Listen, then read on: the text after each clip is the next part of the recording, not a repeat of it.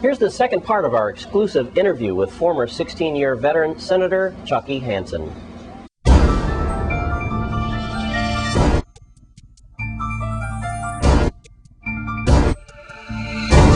Now we do the second part of our interview with former Senator Alicia Chucky Hansen. Just in case you missed our interview yesterday, we focused on the federal trial. She had a lot of outspoken things to say.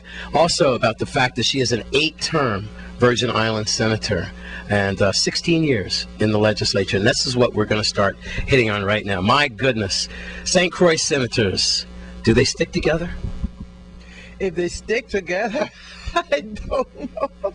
I've had very little time to go that deep if whether or not they stuck together. But what I do know is that they can do a lot more for the people of the Virgin Islands.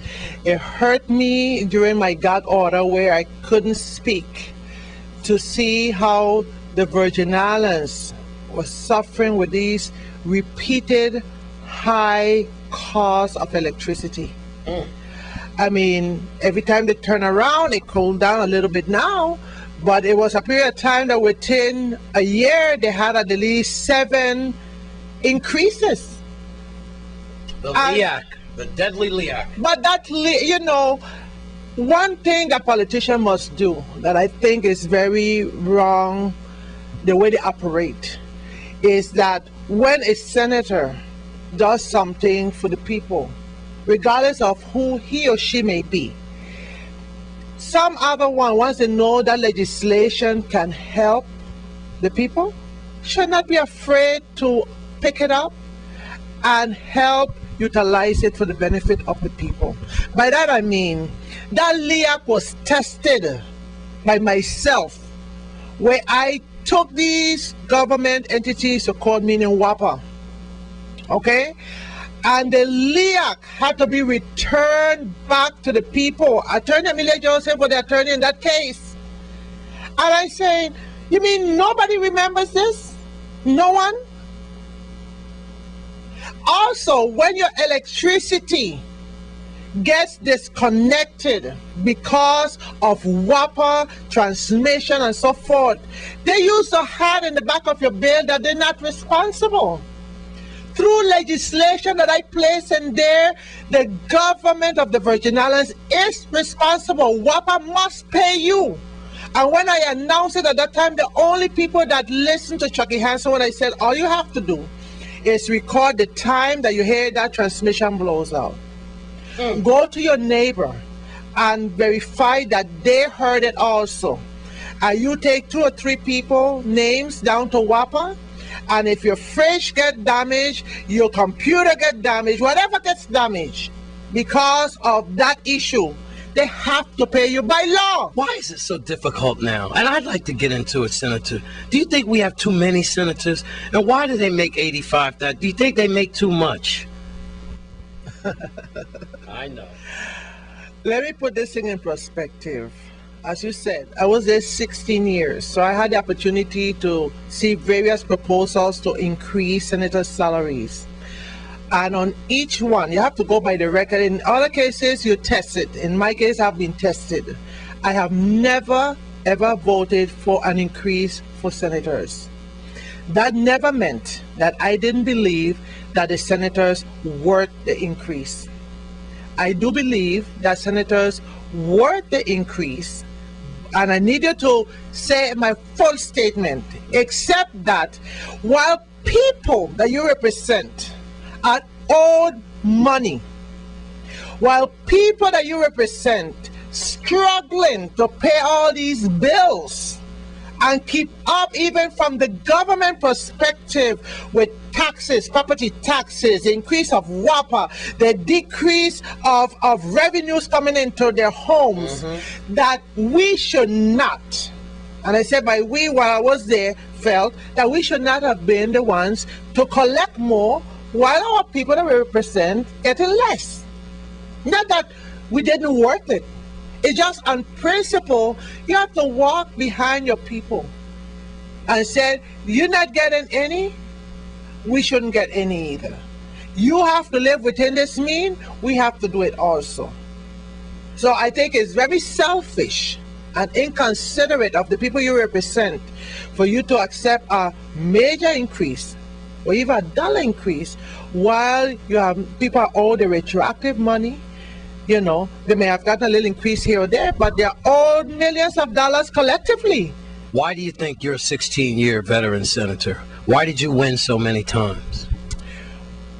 Well, Is it the Johnny Cake and the T-shirts and the fish fries? Others tried it and it didn't work. So it had to be something more than that. Okay? I think that people will tell you why they went into that booth repeatedly to vote for Chucky Hansen. And they did so because a lot of issues that I fought on their behalf, I didn't have to. Like the judge even said in my case, he was not considering when he gave me my freedom. His statement was that it's good to be a good senator and I have an impressive record. But I am supposed to do that. And every senator is supposed to do that. Be a good senator. Exactly. But what he looked at is the things I didn't have to do.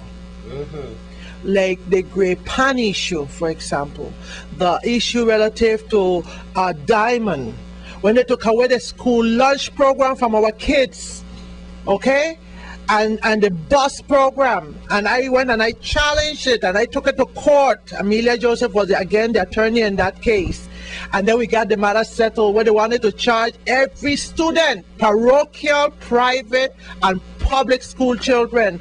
We have an obligation to make sure they get to school. We have an obligation that they get at least one meal a day. A lot of kids will not tell you that there's no food at home. I know. Okay? So at least one meal. Why don't you run for governor?